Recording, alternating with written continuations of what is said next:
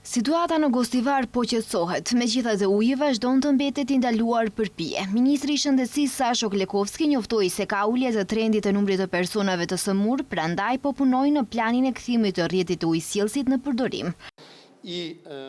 Kjo do të përfshi kontrollet të vazhdueshme të cilësisë së ujit në pikat e daljes në qytet, siç janë spitali, kopshtet, objektet fetare, çezmat publike dhe planifikimi do të fillojë. Komiteti i Menaxhimit të krizave do të takohet sot për të miratuar planet për të cilat u ra dakord të dje dhe sot për rikthimin në funksion të furnizimit me ujë. Në pyetjen për kontrollin e ujit në të gjitha qytetet, ministri theksoi se përgjegjësia është e ndërmarrjeve publike.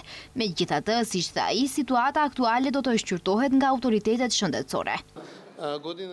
Zgjidhjet janë të ndryshme në qytete të ndryshme. Ujësjellësi dhe kanalizimet të Shkup ka laboratorin e vetë dhe mendoj se ata janë më kompetent në testimin e furnizimit me ujë të Shkupit. Ne do të inspektojmë aty ku është e nevojshme, por kjo duhet të bëhet me organe të tjera që nuk janë nga sektori i shëndetësisë, për shkak të shpërndarjes së përgjegjësisë për kontrollin e ujit.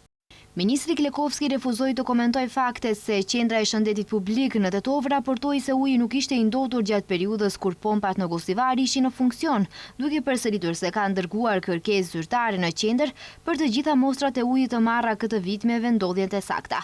Ai theksoi se uji i pijshëm do të lëshohet në përdorim vetëm atëherë kur të jetë absolutisht i sigurt për pije dhe u bëri apel qytetarëve që të vazhdojnë me rreptësi për mbajtjen e rekomandimeve të institucioneve shëndetësore për mos përdorimin e ujit.